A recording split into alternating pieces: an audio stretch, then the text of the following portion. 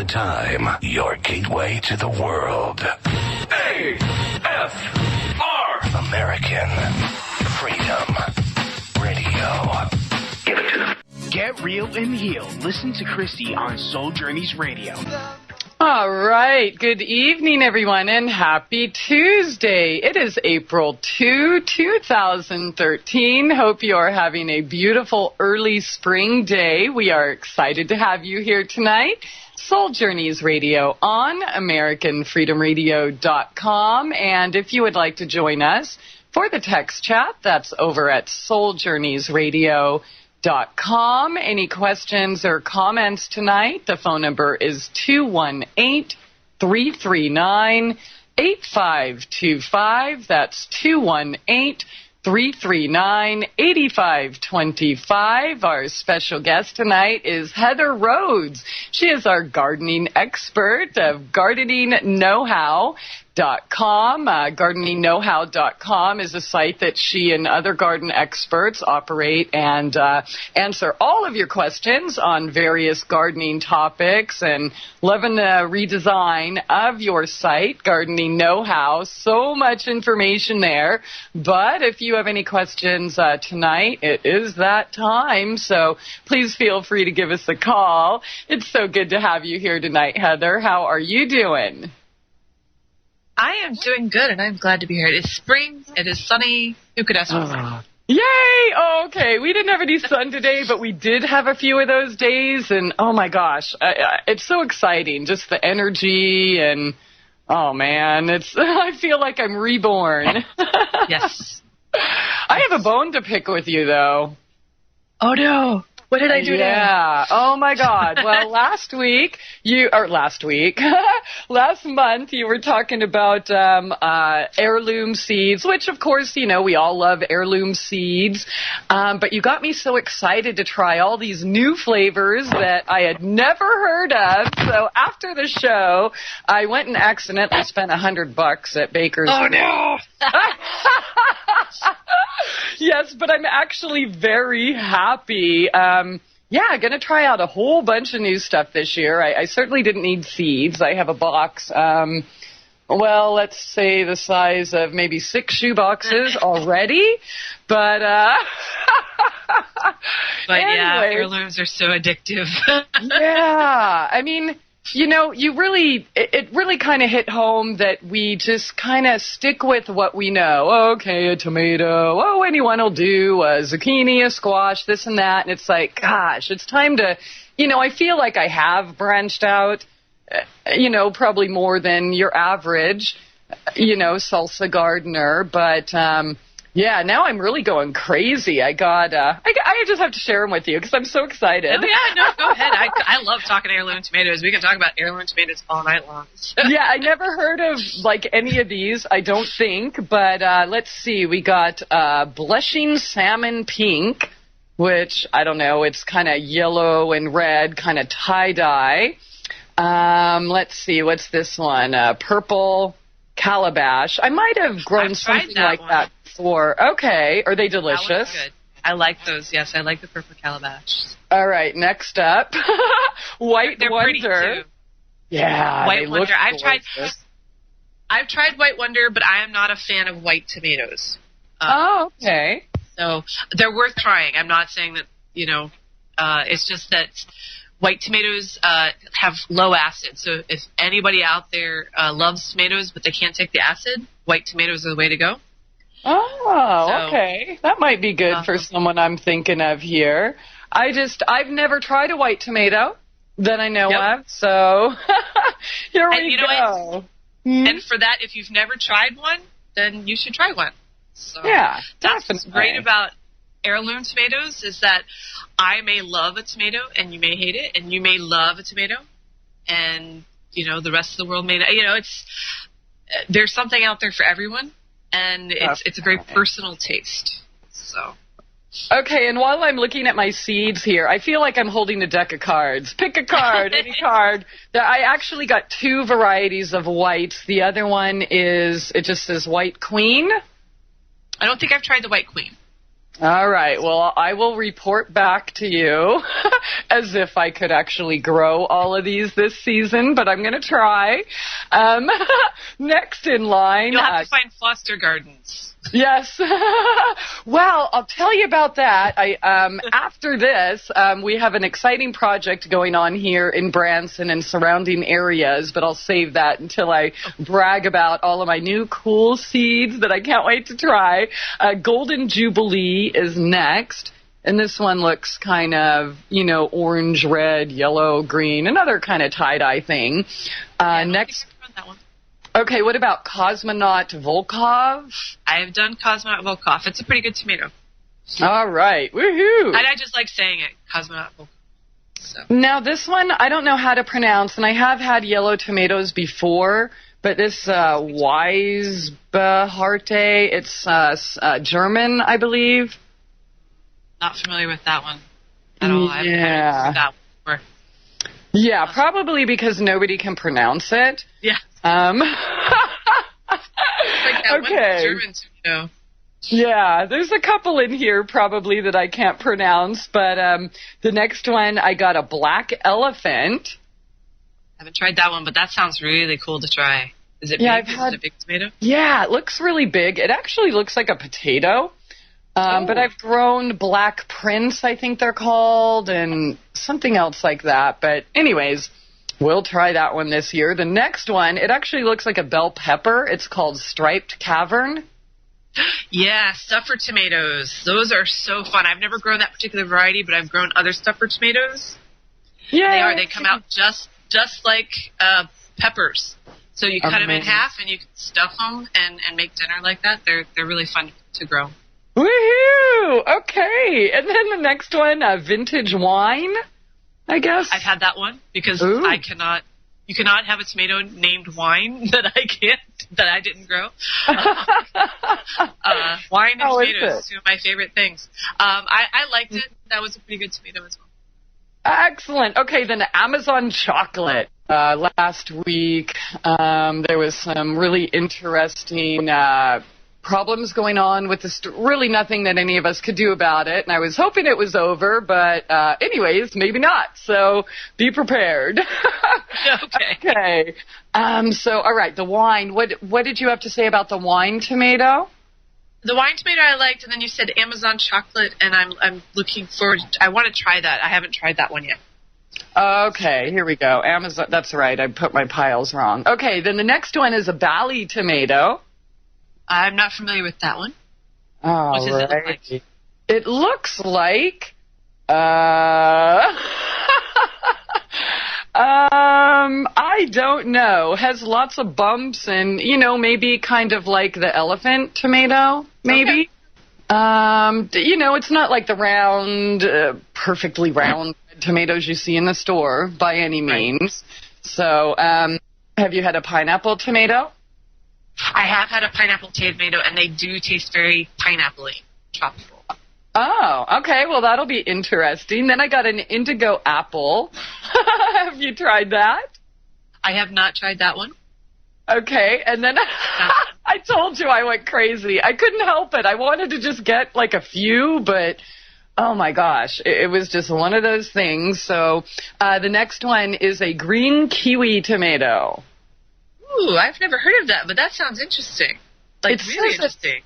Yeah, it says it's sharp and spicy, kind of kiwi-like overtones, kiwi and citrus, it says. So I guess we'll find out. Then I got another chocolate tomato. It's a chocolate striped tomato. I've tried the chocolate stripe. I think that one I was like middle of the road on, but it looks so pretty. So. Okay. Yay. Okay, it's a gorgeous looking tomato. A Paul Robeson or Robeson? Paul Robeson. Paul Robeson. That's a political one. Paul Robeson was yeah. See, that's one of the fun things about heirloom tomatoes is that a lot of them have backstories. And the Paul Robeson actually has a backstory. Paul Robeson was a civil rights activist. Yeah. Who went to Russia. He was an entertainer. He was a black entertainer here in the United States. Went to Russia and became a communist because he was really upset about how African Americans were treated in the United States. And Russia loved him. They adored him. And they actually developed this tomato and named it for him in his honor. Oh, wow. Yay. So I picked a cool tomato then. Here's another one. It says from a horticulturist in Belgium, Pascal Moreau. It's called Ananas Noir, I guess. It says black pineapple tomato from Belgium. Yeah, that's a good one, too. That's a multicolored one. That's fun. Yeah, it says it's black, but the picture, there's no black in it. It just looks yellow, green, and red and all, tie-dye and cool and fun and hippie. So here's another hippie one. A green zebra. Have you tried that? I have tried green zebras. It's for me, it's a middle-of-the-road one. Again, that doesn't mean that it's not... it's different things for different people. But again, it's a lot of fun because people just aren't expecting green tomatoes, like green ripe tomatoes. Yeah. And just for anybody who might be wondering, these aren't tomatoes that you pick when they're unripe. They ripen to green. So, and they do tend to be a little tangier, which is nice. So, and it's a lot of fun. This one comes out 2 different shades of green stripes. Yeah, it almost kind of reminds me of like a watermelon or something. Little baby watermelon with stripes, but okay. And then regular red tomatoes and yellow pear, which I had some of those, but I wasn't sure. I mixed up my tomato and pepper seeds last season, and I put them all on pieces of paper as I was drying them out. And you know how it is where you're like, oh, I'll remember what that is. And then your table fills up with all these different tomatoes. So I just threw them all in bags because I didn't know what they were, and that's just going to be my surprise variety pack. But there we go. New tomatoes this year. So thank you for inspiring me to try something even newer. See, you'll have so much fun. I swear, I love growing heirloom tomatoes because you never run out of varieties. I've grown close to 50 different varieties, and there's literally, just the catalog you're looking at, there's hundreds to try. So. Awesome. Well, okay, so thank you for your input on these tomatoes. I would like to know, what are your favorite varieties since you've grown over 50? I think one of my favorites is a Zoichka, which is a Russian variety. Oh, that was a lot of fun, and it sounds like you're throwing back vodka. Like you have a shot of vodka, you go, Zoichka. No. And then black Ethiopian. Japanese trifle is another one we like a lot. Let's see. If you want one that's fun for kids, Matt's Wild Cherry. My kids love that one. They demolish it. It's a lot. You know what? I tried to get that one, and they were out because I remember you told us about that last month, so I was excited, but they didn't have any at the time. So yeah, it's a fun one. There's one that you actually have a hard time finding in the United States. I had to break the law to get my seeds from Europe. And what do you mean? Are we not allowed to buy them from Europe? You're not allowed to buy seeds from Europe. What? Actually, I bought tobacco seeds from UK 3 years ago. They aren't supposed to. That's the first time they shipped to us. I believe it was called Champagne. And they, again, tiny currant tomatoes, yellow, beautiful, beautiful tomatoes. Wow. But yeah, the first time they sent me the seeds from this UK supplier, the package came and I was all excited, opened it up, dumped it out, and there's the shipping order and there's no seeds, and then there's this lovely letter from the customs agent saying that they had confiscated my seeds because they were illegal. So hence the name of your blog, thisgardenisillegal.com. I contacted the company again, and they reshipped them, and I just said, please just put gardening supplies instead of seeds on the. I said, you're not exactly lying. Yeah, it is a gardening supply. Yeah, so I got them on the second try, and they were very tasty. but they are very, very difficult to find here in the United States. So. Well, what would I have to do to acquire some of your illegal tomato seeds? I'll have to see if I have any more of those, because I did. You may be able to find them, through like the trading networks. Because what I did after I grew them, I did save seeds, and then I gave them to any of my readers on my personal blog who asked for them. It's time to get real and heal. MyTrueEssence.net would like to tell you about Modifilan brown seaweed extract. It's composed of an elementally rich seaweed called laminaria. It takes 40 pounds of laminaria to make just 1 pound of Modifilan. There's nothing else like Modifilan. It is the richest in alginate, fucoidin, organic iodine, and lamarian. Alginates are the most effective organic element in nature that enable the body to rid itself of heavy metals, radioactive elements, and toxins. Fucoidin is an extremely effective anti-cancer substance found abundantly in brown seaweed. Organic iodine is the greatest protection for the thyroid offered by nature. Laminarin aids in the prevention and treatment of cardiovascular disease. Go to www.mytrueessence.net and click the Modifilan banner to get started on your path to rich health today. Also check out the Healing Shop for proven essential oils, medicinal teas, and even health coaching. It's time to get real and heal. Go to www.mytrueessence.net. Get real and heal. Listen to Christie on Soul Journeys Radio. No rules. No rules. No taboo topics. No taboo topics. No fear of doom. No fear of doom. We are American Freedom Radio. American Freedom Radio.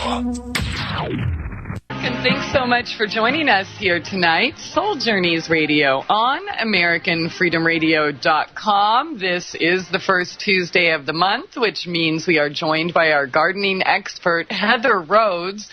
Hello?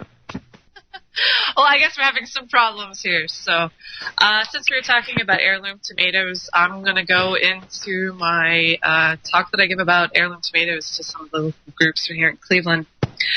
So a lot of people don't know that the tomatoes that you buy at the grocery store, actually are not the way tomatoes are supposed to look. As a matter of fact, back in the original days of tomatoes, tomatoes come from Peru originally, and when they were originally started to be used as a foodstuff, they were actually small, about the size of our current tomatoes that we see today, and yellow. So when you think of a red tomato is not what a tomato is supposed to look like. So from Peru, they migrated out towards South America and Latin America, and the Aztecs were big users of tomatoes. By the time they got to Aztec gardens, you were looking at a slightly larger, probably about the size of a pear tomato that we see in our gardens today, still yellow. And then came along the Spaniards, the conquistadors. Oh, boy. They took over a lot of South and Latin America, especially with the Aztec civilization. And they brought back tomato seeds back to Spain. And in Spain, they became very popular. People loved them. And they started growing them, and they became a cash crop. They're much larger by this point in time, probably about the size of a tomato that you think of today. They were still yellow. So how did we end up with a red tomato? We ended up with a red tomato because sex sells. Believe it or not, the Spaniards really wanted to expand their tomato cash crop to the rest of Europe, but they couldn't get the rest of Europe to get interested in tomatoes. So they started a campaign to breed red tomatoes and started to let other people know that tomatoes were a aphrodisiac. And, of course, aphrodisiacs aren't yellow, they're red. So that's how we came up with the red tomato that we're used to today and why it's so widespread. So from Spain, we see it go to France and Italy, where it was commonly used in foods. And then England, who's right next door to France, wasn't so keen on the tomato. Tomato is part of the nightshade family. So the nightshade family, as many of you may or may not know, is deadly. Tomato leaves are quite poisonous, as are peppers and potato leaves and things like that. So the English said, if it's fruit from a nightshade, it's got to be poisonous. We're not going to take that. So they refused to eat them. They thought for sure that they would kill you. And in the United States, being an English colony, we adopted that same sort of opinion of tomatoes. So, okay, Heather, can you hear me? Yes, I can hear you now. Yay! All right. Well, fantastic. You're doing great there. I finally found a way to get in on the caller line, so... All righty. Well, thank you for educating us about tomatoes. So I don't want to interrupt. I'm just going to keep listening. Well, I would just say that I was part of the history of heirloom tomatoes. A lot of people, when they look at heirloom tomatoes, they think that's not what tomatoes are supposed to look like. And if you look at the history of tomatoes, the tomato we eat today is not what a tomato is supposed to look like either. So when I was saying that when it came to the United States, tomatoes actually became a product that was, you didn't eat them, you used them as decorations. It was like roses. And you think about all the things that we've done to roses to make them look varied and beautiful. People were doing that to tomatoes, to decorate their gardens with them. And so when you think about the different varieties of heirloom tomatoes and how varied they are, that's part of the reason why that has come about, is its history throughout civilization. That's awesome. I enjoy that history, but you're so right. We actually were listening on the cell phone when I couldn't get back in on the caller line, but yeah, you're so right. Heirloom tomatoes, when you look at them, the average person who's used to buying, perfectly red, round tomatoes from the store, they're like, is that diseased? I'm not touching that. What's wrong with that? Because, they're not all perfectly round and they're not red. And, of course, anyways, it's just, I don't know. I'm so excited to try these new varieties. So thank you for educating us on that. Before we went to break and went under attack again, by the way, I just want to let people know, and you too, Heather, because I know you thought that it was you. It's not any of us. There's an article I'm posting here on the text chat we talked about last week, and for those of you listening to the network last week, it's allegedly the biggest cyber attack in history taking place right now. And for those of you who know about computer stuff, I don't, but it's a DDoS attack, whatever that is.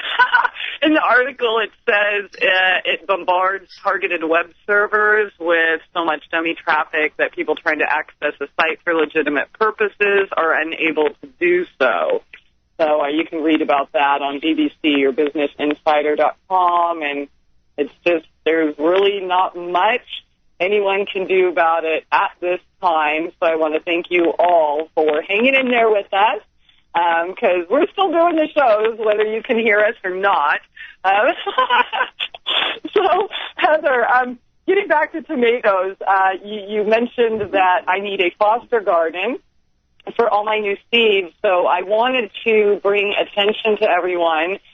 There are going to be several foster gardens going around, at least here in Branson and surrounding areas, Springfield, Harrison, etc.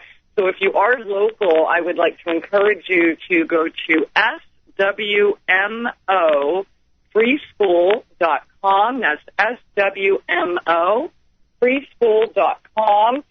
Some of the classes and groups they're having, or community garden work day, or they're helping other people start their gardens, or seed sharing classes. There's also herbalism classes, essential oils, etc., crochet, German groups, music workshops, hula hooping, painting. I mean, anything you can think of, but definitely a lot geared towards gardening and such. So just go to swmofreeschool.com. And if you're not here, just go watch the video. It's posted on the website at souljourneysradio.com. you can start your own school anywhere you are. Another free school, just get with like-minded people. I mean, we're all students and teachers of one another, and I'm positive there's people that you can learn something from and that you also have something to teach them. So, woohoo! You could also check it out on Facebook or go to Project Love Your Neighbor on Facebook, and little local groups are sprouting up, and so that's what we're trying to do to kind of encourage people to grow their own food, or if for some reason they absolutely cannot, then they get to hook up with people who do. So, woohoo! So, Heather, in regards to tomatoes, you shared with us some of the varieties you have planted and grown, and I shared with you some of the ones I am. And you know that excitement when early spring comes, we want to plant our tomatoes too early. So when should we actually be planting them? Well, you know, with tomatoes, I actually tell at least you want to make it so that you can keep your finger in the ground for a full minute before you plant your tomatoes and peppers.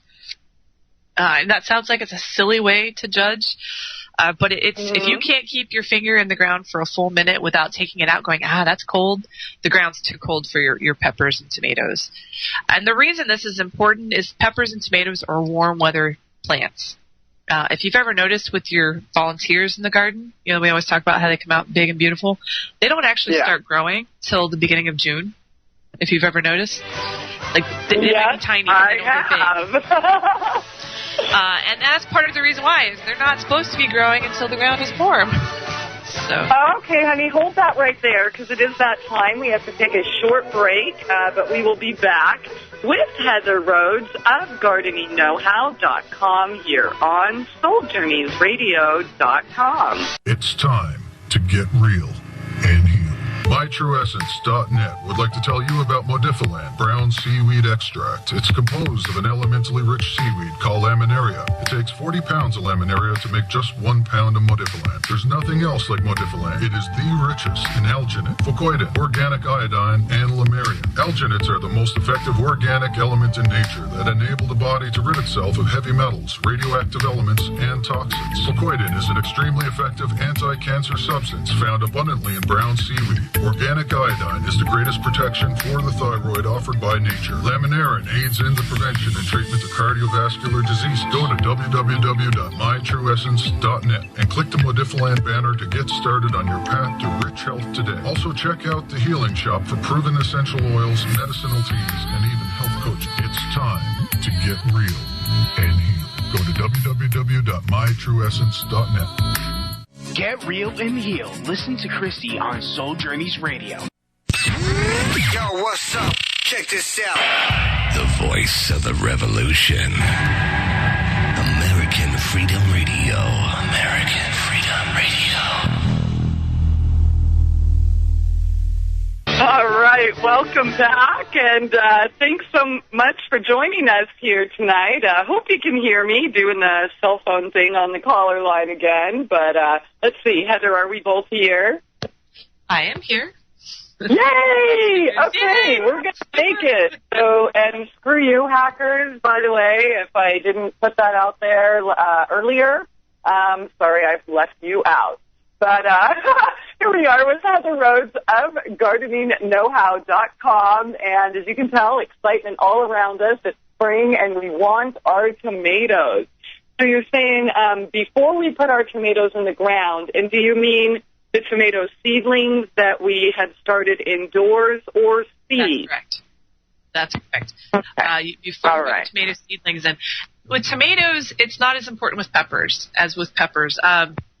Tomatoes, what will happen if you put them in the ground too early is they just won't grow. And there's all sorts of ways you can coax them, but for your majority of your gardeners, who don't want to put up little water tents and all sorts of things like that, you're just better off waiting until the ground is warm enough, because they aren't going to grow anyway, even if you put them in too early. Now, peppers, if you put peppers on too early, if they experience temperatures below 50 degrees, that can actually affect their fruiting. for the year. So you can actually, do some damage to how much crop you can get from a pepper plant if you put it in the ground too early. Okay. Now, how old should our seedlings be before we put them in the ground? Typically, you can consider it like the earliest you can plant a seedling is when you have 2 sets of true leaves. So you get the little, I'm never quite sure I'm pronouncing it, the cotyledon leaves, which are like, I call them baby angel leaves. It'll be okay, so like the first 2. So those are leaves. Those are just, starter leaves. And when you get 2 sets after those first 2 leaves, and the next leaves after the baby leaves will be true leaves. We have 2 sets. That's the minimum transplanting. Now, that doesn't mean you need to transplant them at that time. That's just the earliest you can do it. Most people wait until they're about 6 inches tall, sometimes even taller. 6 inches is a good height for a pepper and tomato, just because they'll have a really good root system going by then. You have enough so you can actually bury them a little deeper and help them develop even better root system, and they'll be happy moving at that time. The longer you wait past 6 inches, and again, 6 inches, 12 inches, you're okay. But, if you're starting to get a full-grown plant, it gets harder and harder into your garden. You're more likely for the plant to experience transplant shock past 6 inches. Okay. All right. Very good advice. One of the gals around here, she put her tomatoes in the ground already, and I'm like, what? Because I've done that before, and so I've learned, as you mentioned before, the volunteer plants don't start coming up till June. But she put quart mason jars over her plants, which I thought was kind of a cool idea. What do you think about that? Yeah, you can do that. Again, though, especially this early, her plants are going to outgrow those quart mason jars pretty quick. They're going to get a lot of heat. They're going to get a lot of heat very quickly, and then they're going to hit the top of that mason jar, and you're going to have to take the mason jar, and then they're going to get shocked with the cold weather. At least, for here in Cleveland, and you could keep expanding. Like I said, I know people here in Cleveland who plant this time of year, and they put up these little water tents around their tomato plants. Because they, it's like the big thing in Cleveland to see if you can get a tomato before July 4th. That's like the challenge. And they have water. I think they're called water walls. You fill them with water, and they create like little greenhouses around your tomato plants. For me, that's a lot of expense and effort to go through for what Mother Nature already knows how to do. Cold frames are also, something. If you want to set up a temporary cold frame around your tomatoes, that'll do it too. Again, if you want to go through that effort and expense just to get your tomatoes a few weeks earlier, you can do that. I personally wait till, mid to end July to get my first tomatoes. Okay, and I think you said that they don't like to be under 50 degrees. Did I hear that correctly? Yeah, tomatoes, tomatoes or peppers like to be under 50 degrees. Tomatoes, all that happens is they simply don't grow. Peppers, you can actually affect the fruiting of the plant long term if they experience temperatures under 50, which is another reason if you're going to buy plants instead of growing your own, make sure you buy from a reputable dealer, because I can't tell you how many times I've driven past Walmart and they have, their vegetable seedlings out in the open. Yeah. That sort of thing. And, it's 45 degrees and those peppers are still sitting out there night after night. Mm-hmm. So, that's going to affect how well those peppers can do for people who buy them. Okay, so probably like May would be safe for just about everyone with their tomatoes. I don't plant my tomatoes until the end of May. And that's till the end of May. Right. Okay, now somebody is also up first. She's in Minnesota, and she says, since I live in Minnesota, our safe date for planting is May 15th because of frost, but can I plant seeds earlier than that? Well, there are some. Of course you can. Cold crops, they actually, a lot of people say they taste better if they get a little bit of frost. You know, and the cold crops are your cabbages and kale and broccoli, cauliflower, things like that. So certainly those seeds can get planted earlier. Peas can get planted earlier. Now, when they say that a date is your last frost date, that is a average. Okay. Yeah. And look at the past 10 years. They average out when the last day of frost was for the past 10 years. So, like last year, we had 70 and 80 degree weather throughout the country. So, can you hear that feedback, Heather, or is it just coming on my end? Yeah, I do not hear any feedback. Oh, okay. All right. Well, hopefully it's not going out over the stream. I'm kind of struggling to hear you, though. Darn it. Okay, no, it is going out. It sounds... Okay, yeah, we are getting comments in the chat, so whatever that is, it sounds like someone's manipulating the equipment rack or I don't know, who knows. Okay, all right, so the date when they give you May 15th is, last frost date, that's just an average over the last 10 years, so it could be soon, it could be later.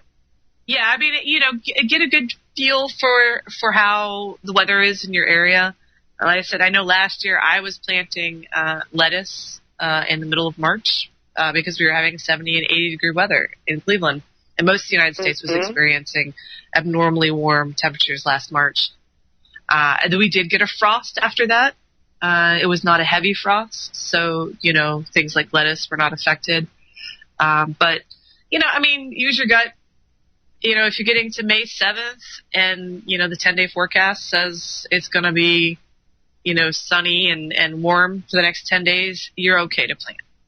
Even if you get to the beginning of May and it's looking pretty sunny and warm, it may just be that your last frost came early this year.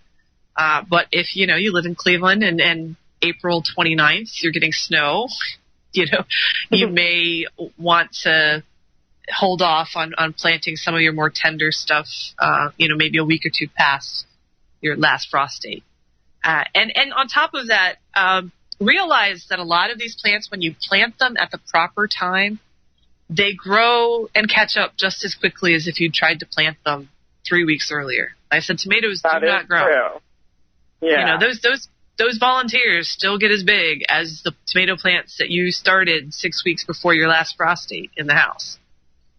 And they fruit around the same time, and yet they didn't start growing until, the beginning of June. Yeah, they do catch up quick. I'm trying to not be as quick this year because, all that excitement and it's like, yay, food again. But I'm trying to do much better. So we'll talk more about, planting too early versus volunteers and the natural cycle when we return. After this short break, stay tuned, everyone. We are speaking with Heather Rhoades of Gardening Know-How here on SoulJourneysRadio.com. It's time to get real and heal. MyTrueEssence.net would like to tell you about Modifiland brown seaweed extract. It's composed of an elementally rich seaweed called laminaria. It takes 40 pounds of laminaria to make just 1 pound of Modifiland. There's nothing else like Modifiland. It is the richest in alginate, fucoidin, organic iodine, and lamarian. Alginates are the most effective organic element in nature that enable the body to rid itself of heavy metals, radioactive elements, and toxins. Fucoidin is an extremely effective anti-cancer substance found abundantly in brown seaweed. Organic iodine is the greatest protection for the thyroid offered by nature. Laminarin aids in the prevention and treatment of cardiovascular disease. Go to www.mytrueessence.net and click the Modifiland banner to get started on your path to rich health today. Also check out the Healing Shop for proven essential oils, medicinal teas, and even health coaching. It's time to get real and heal. Go to www.mytrueessence.net. Get real and heal. Listen to Christie on Soul Journeys Radio. No rules, no rules, no taboo topics, taboo topics, no fear of doom, no fear of doom. We are American Freedom Radio, American Freedom Radio. All right. Good evening, and thank you for joining us here, top of the second hour, Soul Journeys Radio on AmericanFreedomRadio.com. Our special guest tonight, Heather Rhoades of GardeningKnowHow.com. That's GardeningKnowHow.com, where her and a team of experts answer your questions about various gardening topics pretty much full time. So, you know, if you're listening to the archive, just go to her site, GardeningKnowHow.com, and your question perhaps may have been answered already. If not, just click on the contact form, and they will be happy to answer your questions. And if they don't have an answer, they will find someone who does. But we left off talking about tomatoes and all the excitement and, you know, getting our food out there. So, Heather, let's just use... Uh-oh, she got dropped. Okay, here we go. We're going to get her back here in just a minute, hopefully. By the way, did I say screw you, hackers? But seriously, I want to thank you all, our loyal listeners, for being here, you know, through these issues. I'm positive they will be taken care of soon. Yeah, the whole garden thing, I get so excited that I end up, you know, planting some of my food a little bit too early because you get that first day of sunshine and you're like, yay, tomatoes! And she's so right, because the volunteer crops or the seeds that maybe are in our compost, you know, Mother Nature knows what she's doing. They're going to grow when the temperatures, conditions, environmental factors are right for them regardless. So it's been really interesting in the last few years just to see that, you know, it doesn't matter how early you get your stuff out there. The other ones are going to grow when they're supposed to, and they do end up, in my experience, being a little bit more healthy. Let's see if we've got Heather back here, if the caller line will allow me to... Gosh, I'm not. Here we go. Heather, is this you? This is me. Yay! We got you back. All right, we're gonna get this stuff done. So, okay. Let me ask you this. Let's use the May 15th day that our listener in Minnesota shared with us. Let's say May 15. You're positive. No more frost, freezing, whatever. When would be a good time to start our seedlings so they are ready to put out May 15th? Your general rule of thumb for most plants is you're going to start them about 6 weeks before you can plant them out. You know, always refer to your seed packaging because it's going to vary a little bit, but if you just want to have that quick go-to rule in your head, 6 weeks before you're going to plant them out. Okay, so Minnesota, you want to start thinking about that now because we are in April. Yeah. Mm-hmm. Okay. So, yeah, I mean, you know, if you're going to plant out May 15th, you're going to be looking, you know, about right now to get started. You know, 4 weeks is also acceptable, but 6 to 4 weeks is the general rule of thumb. But if you buy seeds, most of the time they're going to, if you buy seeds, it should be on the packaging when you start them. If you're getting seeds from trading, definitely just go online. You know, type in, you know, when do I start tomatoes? Or almanac.com has a great little tool that you can use. You can type in where you live, and it'll tell you the exact dates to start everything. Okay. All right. I was just sharing my experience in planting things too early and then watching plants that I didn't plant, you know, volunteers or whatever from my compost that come up and like, dang, where'd you come from? They pop up always the perfect day and healthier, I think, usually than the ones that I've tried to sneak out a little bit early because I'm impatient and want my fresh food. But that really doesn't, you know, it doesn't do us any good. So I'm trying to trick myself this year, Heather.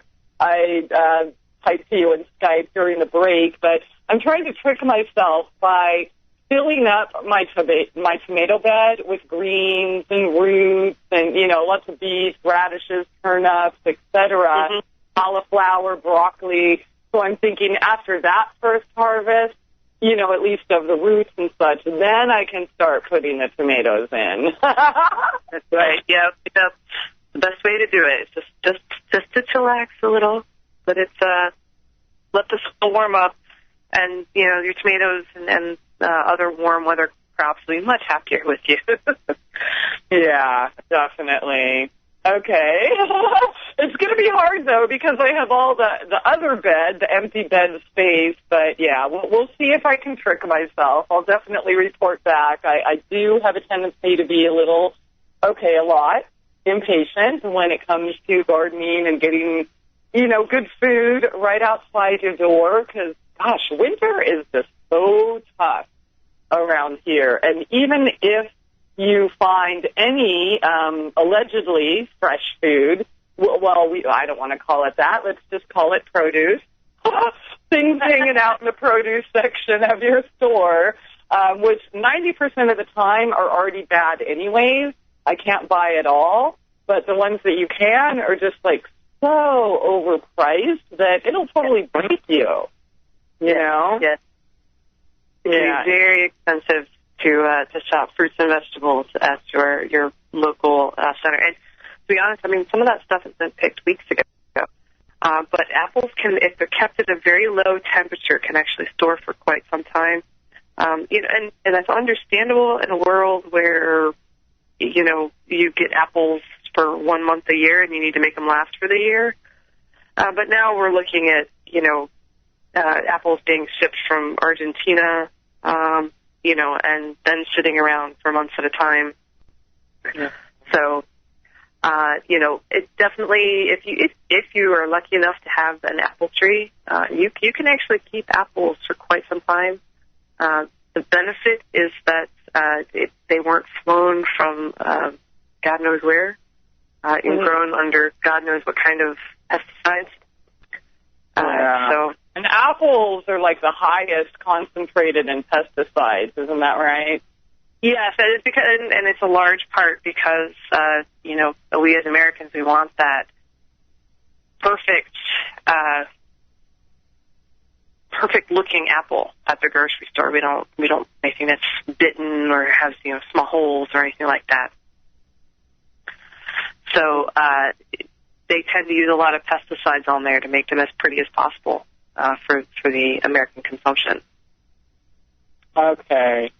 All right. Yeah, even around here, the apples, I don't know, some of them they say come from California and then, of course, South America, whatever, which, I don't mind. If we're eating out of season, that's just kind of what we have to deal with. But they're already bruised and, moldy, so I was thinking, how long have these been sitting around, being that, it's definitely not apple season. So they probably just store them all in a big warehouse and put out a bag every week or something. Or it's a lot like that, actually. So, yeah. With apples especially, like I said, they do store well for long periods of time. It's just that since they do store well for long periods of time, we shouldn't be relying on them being flown from such faraway places in order to feed us here in the United States. There's, if we start buying locally, we'll start encouraging, more locally grown apples. And that's, by the way, and apples are right back there with tomatoes and the blooms that you can find. There are literally hundreds and hundreds of types of apples. So if you've found a tree and it didn't grow for you very well, which is very common, I hear a lot of people talk about that. I tried to grow apples, but go find a local supplier of apples. Go find a local orchard. Find out what variety they're growing. And they may even sell you, some seedlings or saplings for your garden, because that's probably what's going to in your area. It's not going to be buy at Home Depot or Lowe's. It's going to be what people in your area. And almost every part of the United States, you're going to have some kind of apple orchard. Yeah, that makes sense. Because like Home Depot, Lowe's, Walmart, and such, it appears that they get all of their seedlings from the same place. Right. So is there like one central farm, and then they ship to, Walmart and Home Depot in San Diego and Walmart and Home Depot in New York? Yeah, I mean, you're going to find a very limited selection of varieties, especially with fruit trees. And that may not be the best variety for your area. Peach trees are the same way because peach trees need so much cold. So if you're living down south, the type of peach trees that are going to grow best for you are very different from the type of peach trees that will grow best for people up north. Mm-hmm. But again, you're going to go to a big box store, and they're probably going to be selling basically the same varieties across all states. Yeah, definitely. Okay. All right. So check with your locals, and, local doesn't always necessarily mean right next door. It be 30 minutes or an hour away. So get in the car, ask your neighbors, even ask the people in the big box store maybe. I mean, the garden guy at, Lowe's, a lot of the workers used to come in where I used to work, and so I would talk to him, and, he really knew his stuff, and he knew where the local list nurseries and such were. And, of course, you've given out a website before, is Hurt Nursery. It's everywhere. And that's, that's H-U-R-T or H-I-R-T? H-R-I-T, yeah. We're a big Slavic community here, so there's a lot of H's before the rest of a name. So it's H-R-I-T. And they have some great stuff. I do love shopping. I still miss their original greenhouse in Strongsville. They had the most gorgeous greenhouse in Strongsville. Taken down for a CVS. But they now run. They're about 45 minutes outside of Cleveland now, and they've got some great products, and then some very unique products, which is what I like about them. Okay. And, besides the, getting the same boring varieties and such at the box stores, you also are at risk of disease and transplanting, pests like squash bugs or hornworms and, aphids and such in your garden as well. So just be very careful. I mean, I've seen them. I've walked by, and I always look if I see plants outside. Doesn't matter where I am or if I intended to go there or not. I always just go look at them just to see. And some of them don't get taken care of at all. They're like practically dead and still trying to sell them for full price. Like nobody gets out there in the dead of, the heat and waters them, or sometimes they're way overwatered and totally wilting, and, it's just, you're not getting a good choice there. So if Hertz doesn't work for you, I'm sure there's something you can find by searching. There's around. Yeah, there's little nursery. I mean, if you live in a major metropolitan area, certainly you're going to have local nurseries that are going to provide fantastic products. I mean, I just hear in my head, I can think of, 2 or 3 just off the top of my head that I go to every year. Whether it be, and that's, we have, here in Cleveland, we have a group called Petites, and, they've got several locations, but it's still local. They still understand what grows in Cleveland. They're focused only on Cleveland, not the rest of the world. So, you're not going to get something there that isn't going to be able to grow in your yard. Right. Okay. And the people who work there are going to know about gardening in Cleveland. Yeah. And just because it reminded me of a question that came up at a talk I gave the other day, the other danger you have at buying at places like big box stores is that's how a lot of times wilts and blights get brought into our garden, is from plants that aren't very well taken care of. Mm-hmm. wilts and blights, how you have just a little bit of those funguses or viruses in the soil of a plant that you bring home, suddenly you have an entire bed. And with the way that a lot of those big box stores water their plants, where they just take a hose and they just, splash the water everywhere on the plants, what that does is if you have just one or two plants in a batch that are infected and they water them that way, then the soil splashes and it gets transferred from one seedling to the next. And the next thing you know, the entire bed or the entire shelf of seedlings is infected with blight, wilts, things like that. And then you buy it and then you bring it home and then your entire bed is also infected. Yeah. Okay. So it's also another reason why you want to buy from reputable, local dealers, is because you're less likely to bring home disease. Okay, excellent. Yeah, great advice. And Hurst, Hirts, that's right, out of Cleveland. I know some of our listeners ended up buying several plants from them. First couple times you mentioned them, I guess that was a couple years ago already. So, anyways, they were very happy with that. They were Midwesterners as well. Let's see. There was another question in the chat. All right, I hear the music. So we will hold that till after the break. It's time to get real and heal. MyTrueEssence.net would like to tell you about Modifiland brown seaweed extract. It's composed of an elementally rich seaweed called laminaria. It takes 40 pounds of laminaria to make just 1 pound of Modifiland. There's nothing else like Modifiland. It is the richest in alginate, fucoidin, organic iodine, and lamarian. Alginates are the most effective organic element in nature that enable the body to rid itself of heavy metals, radioactive elements, and toxins. Fucoidin is an extremely effective anti-cancer substance found abundantly in brown seaweed. Organic iodine is the greatest protection for the thyroid offered by nature. Laminarin aids in the prevention and treatment of cardiovascular disease. Go to www.mytrueessence.net and click the Modifiland banner to get started on your path to rich health today. Also check out the Healing Shop for proven essential oils, medicinal teas, and even health coaching. It's time to get real and heal. Go to www.mytrueessence.net.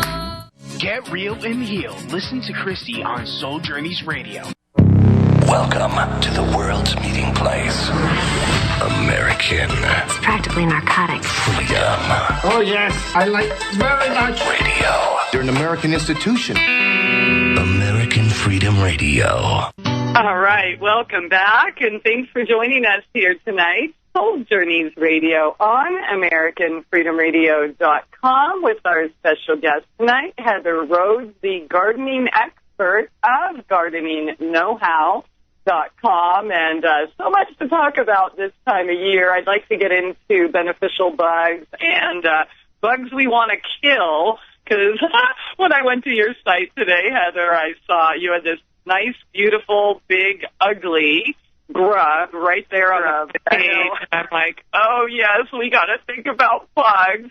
But let me ask you this first question or two from our listeners. First question is, what are you wearing tonight? I am actually out of pajamas today. I am wearing a sort of an Indian-looking green top and jeans. So. Excellent. All right. And next question, he says he's got some mammoth pumpkin seeds this season, and he's Eastern Kazakhstan. I guess they call them, what do they call those guys again? A Newfie, sorry. So he's in Newfoundland, and he would like to know when he should start poking his seeds in the ground this year. Well, I am not sure what the last frost dates are for Eastern Kazakhstan.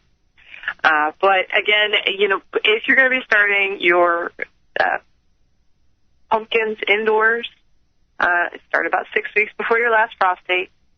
I do believe it's been a while. I did read a little bit. We have a huge, giant pumpkin festival here in Ohio in Centerville. And if you live anywhere near here, it's a lot of fun to go see the 900-pound pumpkins and that sort of thing. Oh, dang. and I've read a book about one of the gentlemen who competes in that particular competition. And I believe they start their pumpkins in the ground. I don't think that they start them from seedlings, but don't 100% quote me on that. I do know that if you're growing, the giant pumpkins, that they like to hedge their bets. So once they get a good sized vine, they will actually bury parts of the vine about every couple feet, so that the vine will start to develop roots wherever it's buried. So if you have damage at any point in time in the vine, the plant won't die. And that's part of the way that they ensure that even if you get an attack by vine borers or something like that, that they can still keep the vine alive to keep the pumpkin alive. So that is an awesome idea. So we could do that pretty much with any vine, right? Cucumbers, squashes. Mm-hmm. I like that. So yeah, just bury parts of it, and it'll develop roots wherever the vine is buried. So you just take a handful of soil and slap it over every couple of feet. Yeah, that's great idea. So you won't lose the whole vine; you'll just lose part of it if you do get any vine borers or my favorite, squash bugs. But we'll talk about that in just a second. I wanted to ask you this: the benefits of starting your seeds indoors versus just putting them in the ground. Well, they both have their pros and cons. If you start your tomato plants indoors and you put them in the ground at a proper time, then you do have 6 weeks head start. I also know that a lot of people like starting them indoors because they also get that extra height, then they can bury that, which creates a larger root system, which some people feel produces a stronger plant. You're starting to see some people who are arguing with that, but I'm on the stronger plant side. I like burying my tomato plants, and starting them indoors allows you to get them taller so you can get that, be able to do that. Mm-hmm. Starting indoors, you also, I guess, you have more control over the conditions your plant grows in. Mm-hmm. And so you have, you're able to make sure that they're getting the proper temperatures and the proper water, nutrients, that sort of thing, where when you put them in the garden, you may just be trusting Mother Nature to do that for you. And I live in Cleveland, so Mother Nature sometimes, sends a snowstorm. Mm-hmm. So, growing them outside, we've talked about pre-seeding, and, so Mother Nature does know when things are supposed to start, and if you're watering your garden properly, you can make sure it's getting enough water like it should, keeping an eye on temperatures, you can keep an eye on it, and the seeds will grow when they're supposed to grow in your garden. So, there's pros and cons to both methods. That's, I hate seeing people say, oh, my method's the best, because one person's method may not work for another person, given conditions and personalities. So, mm-hmm. Okay. I do like the head start myself, but I guess we don't really. I all of my greens, roots, things like that, I just put in the ground. And most of my vines, I think they've just, I usually do that in the ground. I've started those seeds before, but I didn't really see much of a difference, a benefit. They all sprout at the same time, and, again, it's, I don't know, just one of those things. So I haven't really seen any benefits on that. Tomatoes, of course, that's a little bit different, but whatever works for you, as always.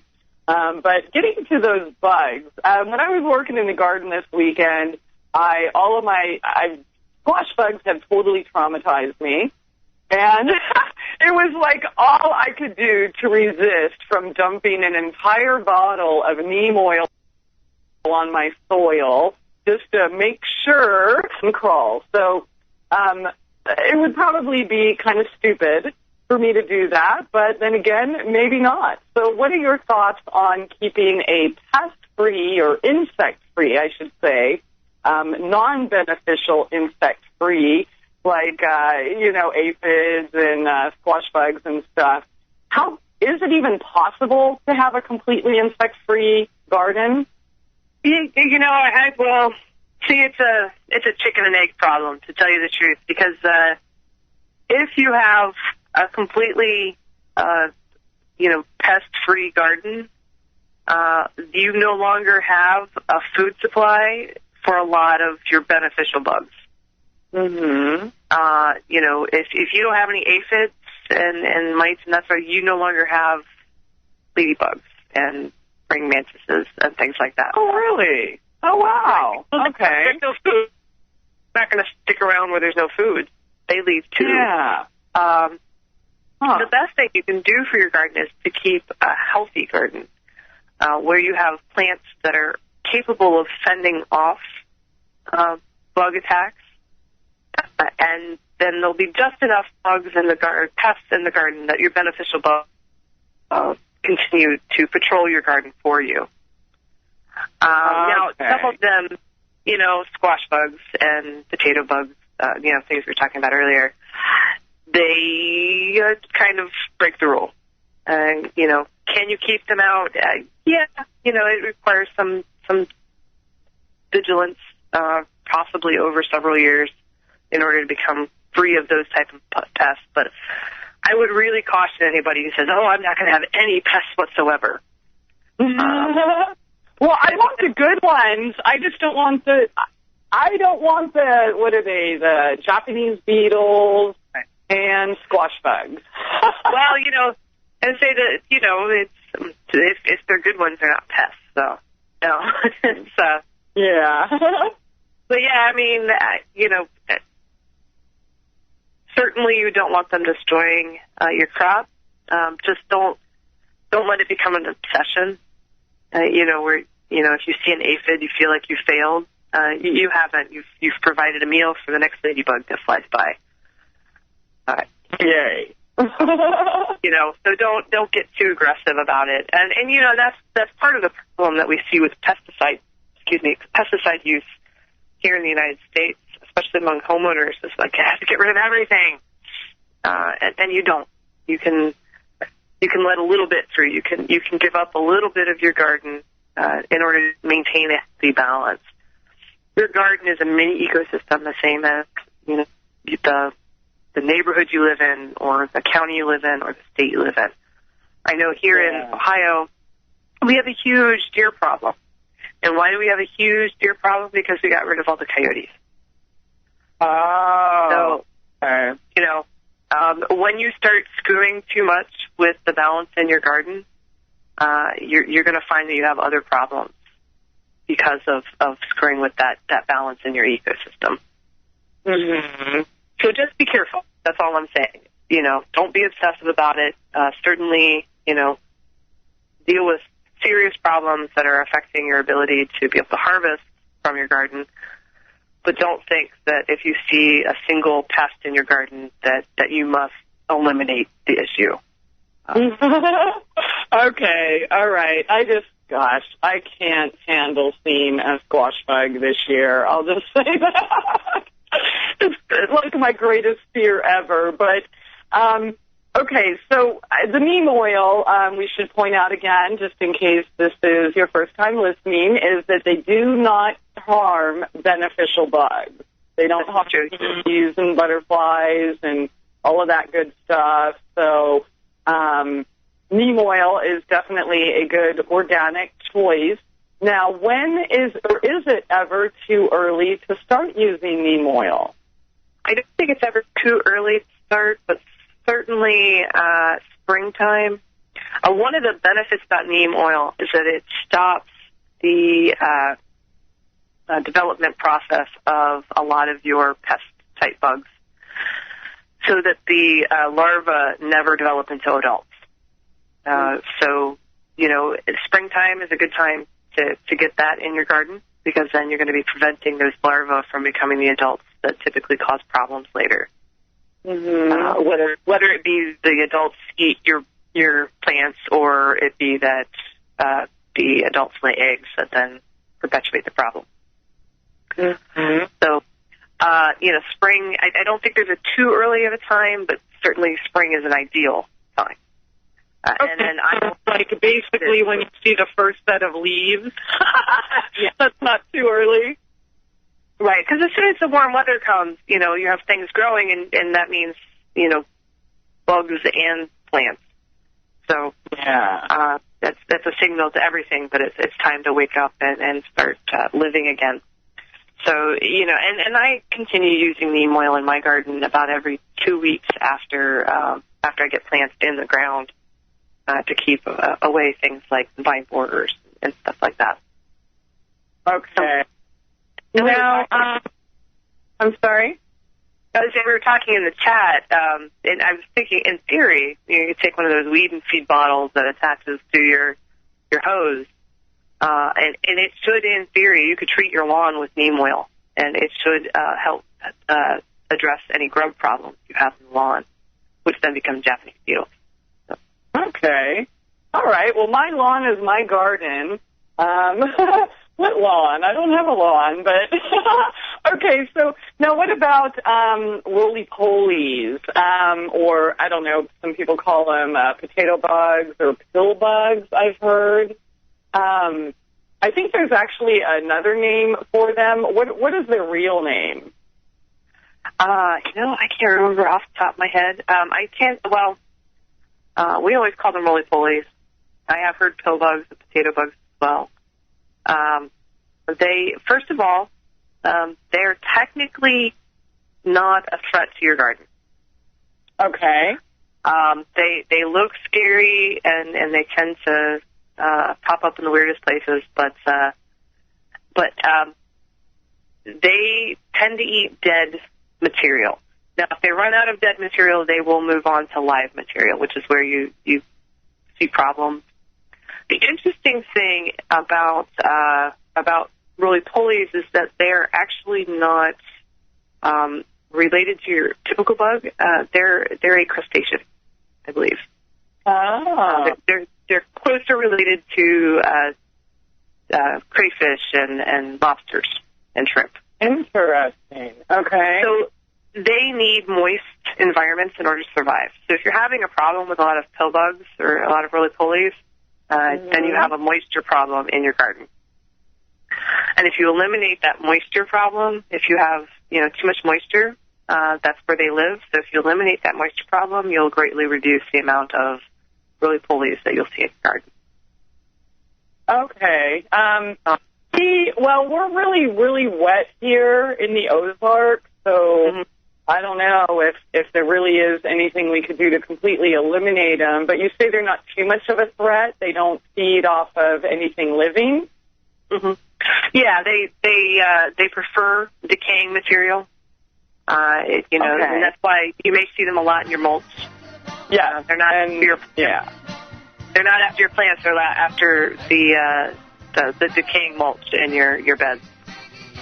Okay, so we can just kind of work around them then, for the most part.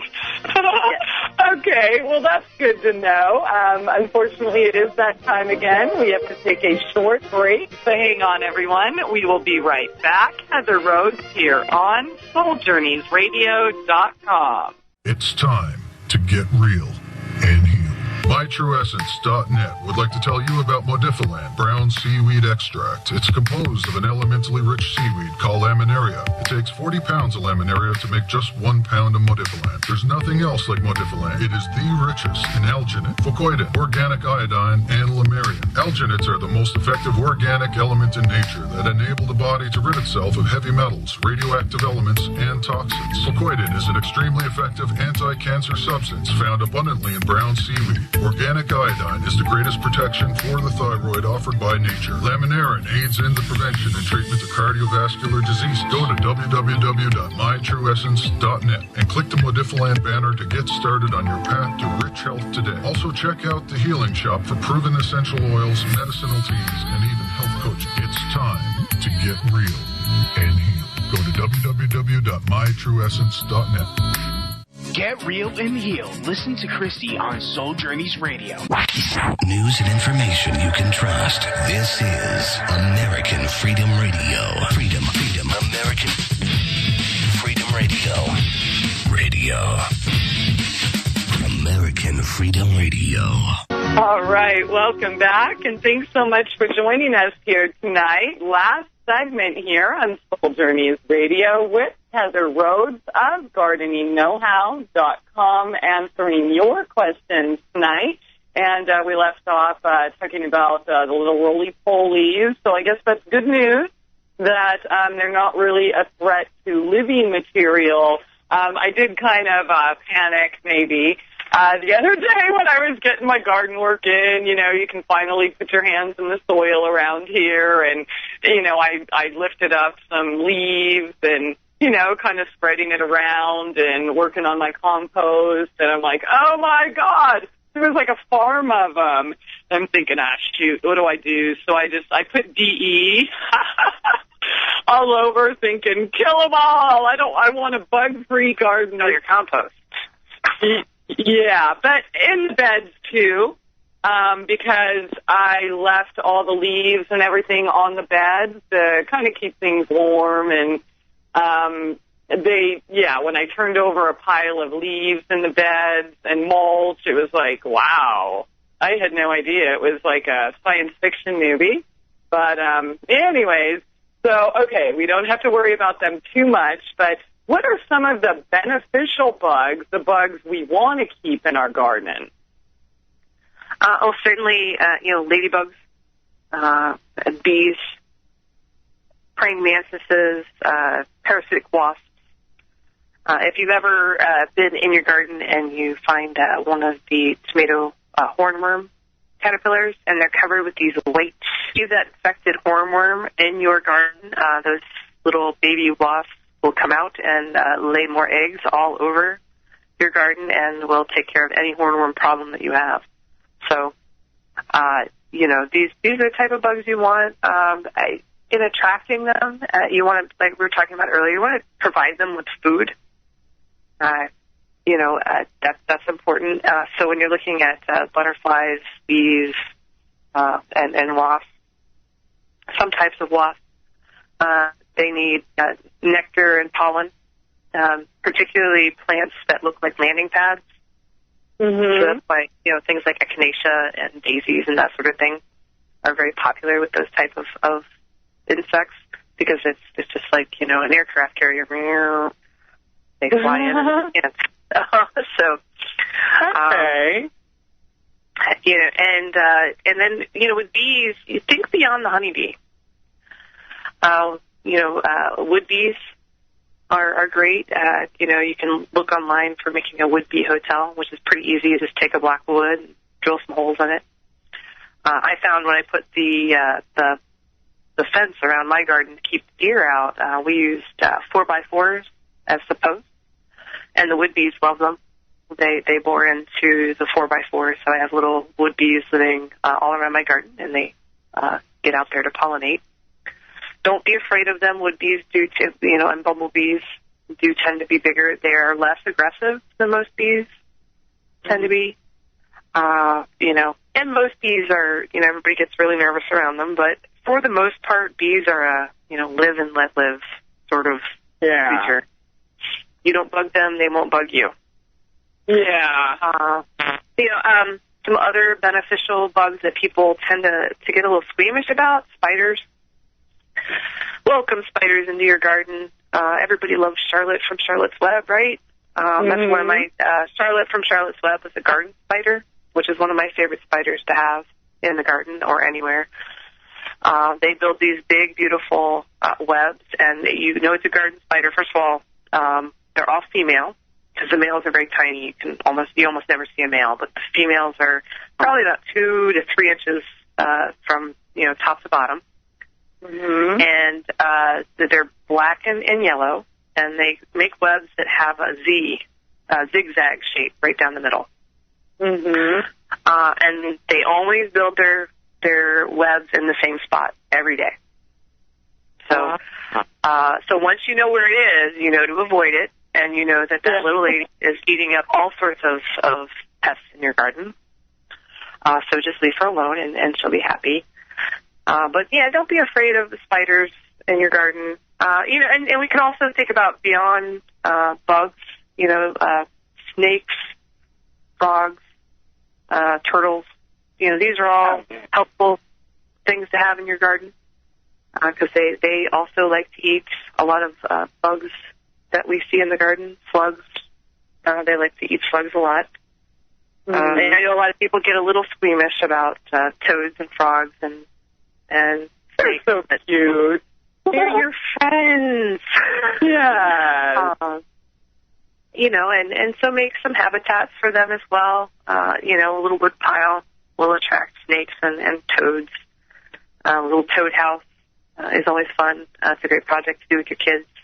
You know, take one of those broken flower pots and set up the garden as a little toad house. Okay. Someone's bringing up wolf spiders. Is it all spiders that are good for our garden? All spiders are good for our garden, but if you live in an area where you have particularly poisonous spiders, yes. I mean, you have to use some judicial. I like wolf spiders. I don't know, we have a lot of wolf spiders around where I live. They're cool as long as they're not crawling on you. I mean, I like to look at them from afar, but if one was on me, I'd probably freak. I have a son who has been a budding entomologist since he was 18 months, and he's now 9 years old. So, awesome. So I have dealt with all. He can identify all kinds. He brings me spiders and all kinds of bugs. So, and it tells me all about them. So I have been fully educated on you know, spiders and how awesome they are and why I should not be killing them in my garden. So I do like wolf spiders. They do look kind of creepy, but you know, they are beneficial. They eat bugs. That's what we want. You know, they eat the things that bug our garden. So you know. And what about, like, cabbage worm and such? What can we do to prevent that from happening? Neem oil, again, BT is always good. You know, just right at the beginning when you grow. Don't wait until you see them because, I mean, in my case, it's always too late. Right, yeah, it's you know, and with those particular pests, you can actually, you know, row covers are helpful, or just a light covering, cloth covering, you know, something that's sheer over the top of your seedlings will go a long way to preventing that, because it's this little white moth that flies around your cole crops. That's what's bringing the lovely cabbage loopers and cabbage worms and things like that. So. Okay, so the white moths are not our friends. Not your friends. They may look pretty, but they're not your friends. Okay, that is good to know. And maybe in our last couple minutes here, we can talk about plants that are beneficial to repel these bugs. Marigolds are great. You know, anything that's strong-smelling, onions, garlics, you know, those are beneficial in the garden. Some pests are, you know, mint will keep them away. Oh, yeah. You know, it's more of a companion. You know, we don't have time to go into all the types of companions out there, but, you know, it's certainly, if you have the internet at your fingertips, you can go out and listen or look for information on companion gardening. We have a great article on Gardening Know-How about companion gardening. You know, we list several great articles on companion planting. So, you know, put those together, and that can help. You know, you can also use decoy plants. The nasturtium is a popular decoy plant because aphids love nasturtium. Okay. It's like crack to them, you know. All right. You know, you could have anything else planted in your garden, and then if you have nasturtiums, the aphids will ignore everything else to attack the nasturtium. Okay, honey, here's another question. If you do not grow squash, cabbage, or potatoes, would that eliminate the associated bugs? I don't think potatoes are associated with potato bugs, but I see what you're saying here. So if you don't grow any squash, would that prevent squash bugs from entering your garden? Well, some pests will attack any type of plant, and then some pests will attack families of plants. Yeah. So, cabbage locust will attack any sort of whole family. So it's really hard not to grow anything in your garden. Yeah, and I've seen, when the squash bugs, when I've had a couple really bad infestations, I pull out the squash and burn those plants, but then they go eat the cucumbers, cantaloupes, watermelons, everything else. So, okay, I am so sorry we are out of time here, but next month, let's definitely talk more about companion planting. Heather, I want to thank you so much for sharing your wisdom with us again here, first Tuesday of every month, and thanks for taking over during our little hacker attack. You did an awesome job as always. I appreciate you, and thank you all for joining us here tonight. Abundant blessings and love to you all. We will see you tomorrow night here on SoulJourneysRadio.com. It's time to get real and heal. MyTrueEssence.net would like to tell you about Modifiland brown seaweed extract. It's composed of an elementally rich seaweed called laminaria. It takes 40 pounds of laminaria to make just 1 pound of Modifiland. There's nothing else like Modifiland. It is the richest in alginate, fucoidin, organic iodine, and lamarian. Alginates are the most effective organic element in nature that enable the body to rid itself of heavy metals, radioactive elements, and toxins. Fucoidin is an extremely effective anti-cancer substance found abundantly in brown seaweed. Organic iodine is the greatest protection for the thyroid offered by nature. Laminarin aids in the prevention and treatment of cardiovascular disease. Go to www.mytrueessence.net and click the Modifiland banner to get started on your path to rich health today. Also check out the Healing Shop for proven essential oils, medicinal teas, and even health coaching. It's time to get real and heal. Go to www.mytrueessence.net.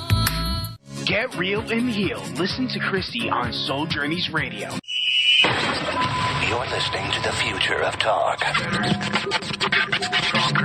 American Freedom Radio.